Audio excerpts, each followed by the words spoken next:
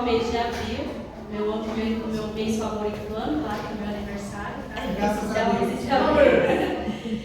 E o tema da campanha é Frutifique. Amém? Amém. Poderiam abrir suas Bíblias em Lucas 5.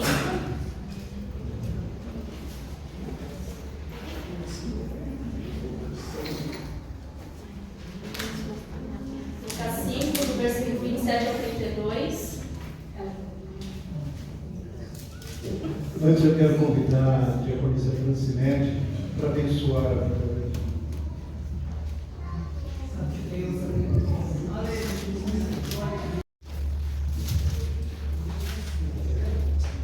Aleluia. Senhor meu Deus, Aleluia. prego, Senhor, a tua filha, Senhor, neste momento, em tuas mãos.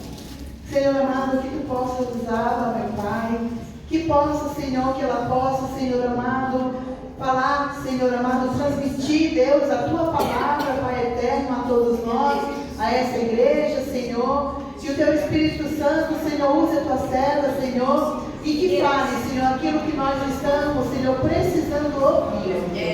Meu Pai eterno, usa, Senhor amado, cada vez mais a tua serva. Entregamos ela nas tuas mãos, em nome de Jesus. Amém. Amém? Encontraram? Lucas 5, 27 a 32. Diz assim: depois disso, Jesus saiu e viu um publicano chamado Levi sentado na coletoria. E lhe disse: siga-me. Ele se levantou e deixando tudo, o seguiu. Então Levi lhe ofereceu um grande banquete em sua casa, e era grande o número de publicanos e outras pessoas que estavam com eles à mesa. Os fariseus e seus escribas murmuravam contra os discípulos de Jesus, perguntando: por que vocês comem e bebem com os publicanos e pecadores? Jesus tomou a palavra e disse: os sãos não precisam de médico e sim os doentes. Não vim chamar os justos, e sim pecadores ao arrependimento. Amém? Vamos acessar. O tema da minha mensagem é Frutifique como Jesus na casa de Levi. O encontro de Jesus com Levi, que conhecemos como Mateus, um cobrador de impostos, um publicano, né? Publicano é um funcionário público que trabalhava a serviço do Império Romano. Mostra o coração misericordioso de Cristo em buscar e salvar os pecadores naquela época. Publicanos como Levi eram desprezados pelo povo judeu. Eles eram rejeitados, não só por todo o povo, mas pelos familiares. Eles eram banidos até mesmo das sinagogas, né? Pois eram vistos como traidores e pecadores pela sua colaboração com o Império Romano. Jesus, no entanto, não somente chamou Levi para segui-lo, como também aceitou o convite para estar em sua casa, compartilhando um banquete com ele e outros pecadores. Porque quando Jesus ele chamou Levi para estar seguindo ele imediatamente abandonou tudo, convidou ele, Jesus e seus discípulos para estarem participando de um banquete na casa dele. E ali ele chamou vários outros publicanos e pecadores também como ele, né? E essa atitude provocou a crítica dos fariseus, né, religiosos da época, que se consideravam justos e, portanto, não viam necessidade de arrependimento. Esse relato destaca o propósito de Jesus em trazer arrependimento e salvação a todos os que reconhecem sua condição e se voltam a Deus. A visão teológica wesleyana valoriza essa graça em buscar o pecador, conhecida como graça preveniente. Buscando no dicionário, vi que preveniente significa que chega antes, ou seja, que está ativa antes mesmo do nosso arrependimento. Então, antes mesmo da gente pecar, antes mesmo da gente reconhecer nosso pecado, da gente se arrepender, a graça ela já está disponível, já está à nossa disposição. Para Wesley, Jesus está constantemente chamando os perdidos ao arrependimento. E aqueles que reconhecem sua necessidade de salvação encontram em Cristo um caminho de perdão e transformação. Amém? Aleluia. Jesus, ele deve ser honrado por nós, ainda que sejamos criticados. Nós vemos isso no versículo 27 ao 30. Ao seguir Jesus e oferecer sua casa como lugar de acolhimento, Levi honrou a presença de Cristo, mesmo em meio às críticas dos religiosos. Jesus não se intimidou pelas acusações de que comia com pecadores, mas manteve seu foco em alcançar aqueles que estavam afastados de Deus. Wesley ensinava que a fé genuína e o amor pelo próximo exigem uma coragem que muitas vezes atrai críticas. Honrar Jesus significa estar disposto a seguir seus passos, ainda que sejamos incompreendidos pelo mundo. Então Jesus ali, ele salvou, né? Ele resgatou Levi. E este fez com que a sua casa ali naquele banquete se tornasse uma igreja, se tornasse um culto. Aleluia. Né? E ele chamou exatamente todos aqueles que precisavam estar. Geralmente a gente vê muitos cultos nos lares, a gente vê células, né? E aí quando você chega no culto, você só vê crente, não tem um desviado, não tem um perdido. As pessoas só convidam crente. E não convida quem realmente precisaria estar ali.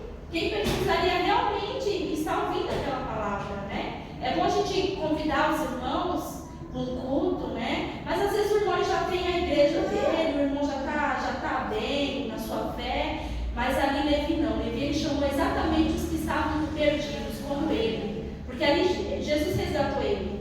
E ele queria que resgatasse também os seus colegas.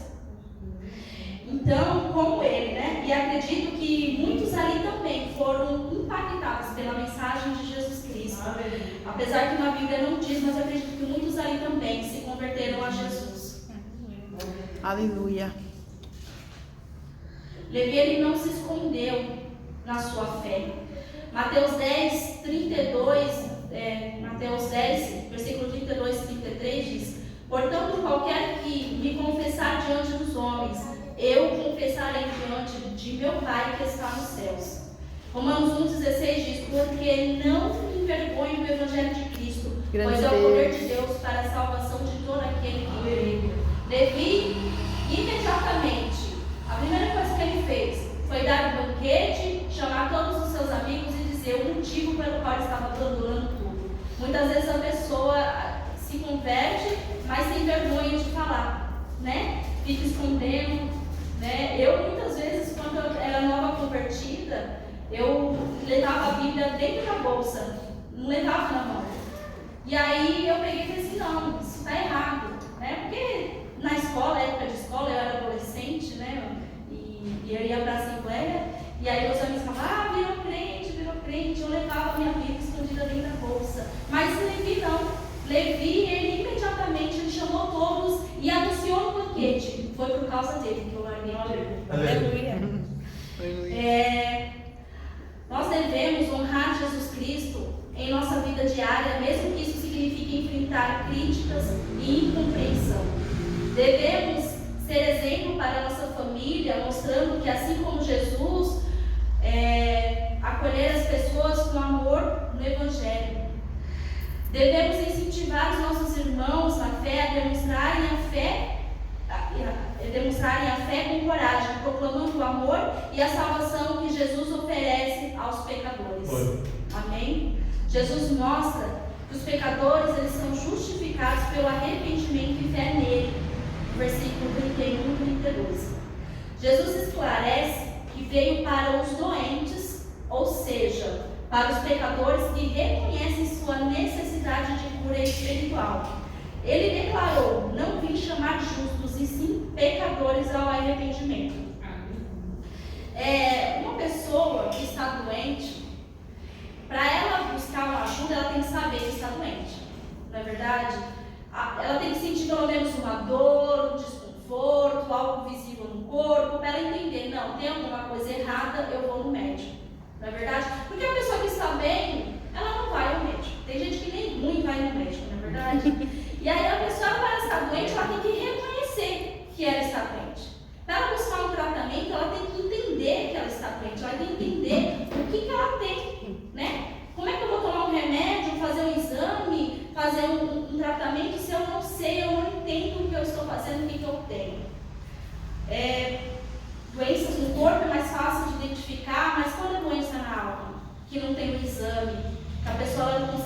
identificar, né? Mas para a pessoa buscar em Deus cura para o seu corpo, para a sua alma, ela tem que reconhecer, não, eu estou doente. No corpo é mais fácil a gente reconhecer porque dói. Na alma, muitas vezes, a gente negligencia, né? E no pecado é a mesma coisa. Para a gente entender que a gente precisa ser salvo, que a gente precisa ser perdoado, a gente tem que reconhecer que a gente tem pecado. A gente tem que ter consciência, autoconsciência de qual é o meu pecado. Porque muitas vezes a gente ora, né? Lá em Romanos 3, 23, 24 diz: porque todos pecaram e destituídos estão da glória de Deus, sendo justificados gratuitamente pela sua graça, pela remissão que há em Cristo Jesus. Então a gente sabe através da palavra de Deus, a gente até ora e diz: Senhor, perdoa os meus pecados. Mas qual pecado? Né? Pecado ele tem nome, né? Pecado ele tem nome. Então a gente precisa entender, a gente precisa identificar, a gente precisa reconhecer qual é a minha transgressão, qual é o meu pecado. Como é que eu vou pedir para Deus me perdoar, me salvar de algo que nem eu sei? Que nem eu sei, por exemplo, Deus, me perdoe pelos meus pecados. Qual pecado? Me perdoe pela minha inveja, me perdoe pela minha cobiça, me perdoa, Senhor, pela minha mentira, pelo meu engano. Para a gente ser perdoado, para a gente conseguir ser salvo, a gente precisa reconhecer. E para a gente reconhecer, a gente precisa ter consciência. Então, para a gente receber a cura, a gente precisa primeiro consciência da enfermidade que eu tenho, né? Autoconsciência, buscar a cura no lugar correto, e aí eu recebo a cura. E o perdão também. Eu preciso ter consciência de qual é o meu pecado, qual é o nome do meu pecado. Eu preciso me arrepender e confessar, e aí eu recebo a salvação. Reconhecer sua necessidade de cura espiritual. Todos pecaram, inclusive os fariseus que se sentiam justos, mas eles não reconheciam. Eles não conseguiam identificar neles mesmos qual era o pecado deles. Então, por isso eles se sentiam justos. Muitas vezes eu escuto gente falando assim, eu muitas vezes falava assim: esse ano eu não vou ser mais boa. Parei de ser boa, não vou ser mais boa com ninguém. Parei de ser isso. Mas a gente não é bom. Se a gente parar para analisar, ninguém é bom. E aí, a gente precisa reconhecer. Os fariseus, eles achavam bom. Eles se achavam justos, eles se achavam santos. Eles não conseguiam identificar neles. Eles não conseguiam reconhecer. E porque eles não conseguiam reconhecer, eles não conseguiam achar necessidade de buscar em Jesus Cristo salvação. Este é o coração do Evangelho, um chamado ao arrependimento e à fé em Jesus Cristo. Para Wesley, o arrependimento é um ato essencial na vida cristã, pois sem ele não há verdadeiro crescimento espiritual. O arrependimento sincero e a fé no sacrifício de Jesus são o início de uma vida justificada diante de Deus. Em 2 Coríntios 7:10 diz: porque a tristeza, segundo Deus, opera arrependimento para a salvação. E Romanos 5:20 diz: onde abundou o pecado, superabundou a graça. A primeira vez que eu li esse versículo, deu um nó na minha cabeça, eu não consegui entender de jeito nenhum. Aonde abundou o pecado quer dizer, a pessoa que mais peca recebe mais graça de Deus. E quem menos peca recebe menos graça de Deus. Deus, está errado esse negócio aí. Deu alguma coisa errada. E deu um nó na minha cabeça, eu orando, eu estava fazendo um devocional.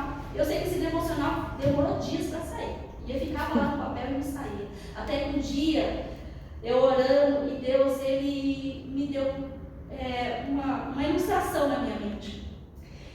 E aí eu estava orando e disse: Deus, parece que quanto mais eu oro, quanto mais eu leio a Bíblia, quanto mais eu busco, parece que pior eu fico. Parece que pior eu fico. Eu não estou ficando melhor, eu estou ficando pior. E aquilo foi me abatendo, aquilo foi me angustiando por dias, e eu sentia que cada dia eu estava pior, eu não estava melhorando. Eu não estava tendo uma transformação, uma evolução para frente, uma renovação de mente. E aquilo foi me angustiando, e aí Deus me deu como se fosse uma ilustração, como se a palavra de Deus, Jesus Cristo, fosse um espelho. E quanto mais eu buscava, mais perto do espelho eu ficava. E quanto mais perto do espelho eu ficava, mais enxergava eu. E quanto mais enxergava eu, mais eu via quem sou. Não é que eu estava pior, é que na verdade eu estava tendo consciência de quem eu sempre fui. Vocês entendem isso? É como se Jesus fosse aquele espelho bem limpinho, aquele de shopping assim, ó, que as crianças adoram meter o dedo para sujar. Bem limpinho. E aí, quanto mais você vai chegando perto, você vai orando, você vai lendo a palavra, você vai buscando, você vai chegando mais perto, mais você vai enxergando quem você sempre foi. Por isso que muitas vezes a pessoa fala, parece que fulano foi para a igreja e ficou pior. Não é. É porque perto de Jesus foi revelando quem ele sempre foi. Parece que tudo vai saindo para fora, tudo vai ficando claro. Porque Jesus Cristo é a luz. Não tem como estar perto dele e aleluia! Tudo vai saindo para fora, tudo vai ficando mais claro. Não é verdade? E é por isso que o espelho, quanto mais próximo dele, mais nítida fica a nossa imagem. Uns, quando ficam perto de Jesus Cristo, se quebrantam. Outros se afastam. Como os fariseus. Eles olharam para Jesus e o que eles viam nele? Tem um ditado que eu gosto de falar assim: o que você pensa de mim é o reflexo de si mesmo. O que os fariseus olhavam para Jesus e falavam era aquilo que eles estavam enxergando nele mesmo. O fariseu olhava para Jesus Cristo e se levantava e se orava e se afrontava, mas na verdade ele estava enxergando em Jesus Cristo aquilo que era ele. E aí ele não conseguia ver aquela imagem, ele se irava e se afastava, mas outros via a imagem de si, se quebrantavam. Glória a Deus. Muitos falam, gente, o amor está se esfriando, o mundo está cada dia pior. Cada dia o mundo está pior e realmente a gente vê, o mundo está cada dia mais terrível. Outro dia eu estava assistindo o jornal, senti vontade de vomitar, de tanta coisa nojenta. E aí, vem aquele versículo lá, João 8,12, Jesus é a luz do mundo. Na verdade, a luz, quanto mais próxima vai ficando, mais claro vai ficando a situação. Jesus, ele subiu, mas ele está descendo. E quanto mais próximo ele está de vir, mais próximo ele está de vir buscar a igreja, mais claro fica, mais nítido fica a podridão do mundo. Sempre foi ruim, sempre foi horrível, sempre o pecado estava no mundo. Mas conforme Jesus está voltando, a luz do mundo, tudo está ficando mais claro, tudo está ficando mais nítido. Amém? Amém, aleluia. Devemos examinar o nosso próprio coração e confessar a Deus as nossas falhas, lembrando que Jesus oferece perdão e restauração. Ajudar a nossa família a entender a importância do arrependimento, promovendo momentos de reflexão e de oração. Nós devemos encorajar os nossos irmãos em Cristo a buscarem o arrependimento e o crescimento espiritual, confiando na graça de Deus para a transformação. Jesus, ele frutificou na casa de Levi e na vida de Levi. Nós devemos frutificar como Jesus, pregando o evangelho do arrependimento, com amor e verdade. Não omitir o chamado ao arrependimento por receio de perder a aprovação de Deus. Pelo contrário, devemos proclamar a necessidade de uma mudança de vida para que pessoas possam encontrar salvação e restauração em Cristo. Nós devemos, assim como Jesus, levar o arrependimento à casa de Levi, permitir que ele use as nossas vidas para que familiares e amigos possam conhecer a verdade do Evangelho e o caminho para a salvação, interceder constantemente por eles, pedindo que o Espírito Santo toque e transforme os nossos corações. Quem ama, diz a verdade, né? Mesmo que doa, mesmo que entristeça, né? Eu tenho amigas e amigas. Eu tenho aquelas amigas que falam a verdade para mim. Dói, machuca, mas fala. Mas eu tenho aquelas amigas que não falam. Amigo que é amigo, ele fala: olha, você está indo por um caminho errado. Quem ama de verdade, fala. Quem ama de verdade, exorta. Quem ama de verdade, repreende com amor. Não é verdade? Porque, eu sou sincero. Sinceridade e maldade são duas coisas completamente diferentes. Quem ama, chama ao arrependimento por amor e com amor. Você está vendo uma pessoa que você ama, vai pular do precipício, está tomando um veneno cada dia, está se matando aos poucos, pode morrer sem salvação. Exortar com amor e por amor. Porque é melhor doer como nunca do que doer nunca mais. Não é verdade? Devemos dedicar o nosso dia a orar para que Deus lhe dê coragem, nos dê coragem e sabedoria para proclamar o Evangelho do arrependimento, a fim de que muitas vidas possam ser alcançadas e salvas pelo poder de Cristo. Lembrar-nos de que através de corações quebrantados, que o reino de Deus cresce e se manifesta. O reino de Deus, ele cresce e se manifesta através de corações quebrantados. A casa de Levi se tornou um lugar de acolhimento, arrependimento e salvação. E esse é o desejo de Jesus para nossas vidas e lares. Que possamos frutificar em cada relacionamento, levando as pessoas a reconhecerem a sua necessidade de Deus, a se arrependerem, e que, como Ezra ensinou, estejamos sempre prontos a proclamar a graça que busca os perdidos e oferece a todos um novo começo em Cristo. Aleluia. Louvado seja Deus. Aleluia. Acrescentar aqui que Jesus, ele frutificou na vida de Levi, e Levi, ele também frutificou. Levi é fruto de Jesus, mas ele também frutificou. E quero ressaltar 3 características do chamado de Jesus Cristo. Lá em Lucas 5, versículo 28, ele se levantou e, deixando tudo, o seguiu. Jesus chamou Levi, ele se levantou e, deixando tudo, o seguiu. Se você foi chamado, primeiro, se levante. Se levante do comodismo, se levante da procrastinação, se levante da sua zona de conforto. Levi, ele estava confortável. Ele tinha a sua fortuna, ele tinha o seu trabalho, ele era funcionário público. Mas ele se levantou.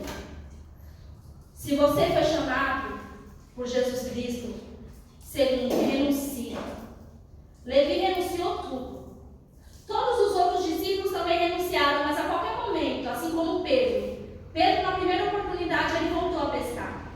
Qualquer um deles poderia, se quisesse olhar para trás, voltar a fazer o que fazia. Mas Levi não. Levi, a partir do momento que ele abandonou o trabalho dele, ele não poderia mais voltar. Porque ele abdicou. Ele renegou o trabalho dele de funcionário público. Ele não poderia mais retornar. Então, renuncie tudo. Absolutamente tudo. Tudo que te distrai, tudo que te afasta do teu chamado. Terceiro, siga os passos de Jesus Cristo. Siga o seu exemplo. Sem isso, nós não temos como ser considerados discípulos de Deus.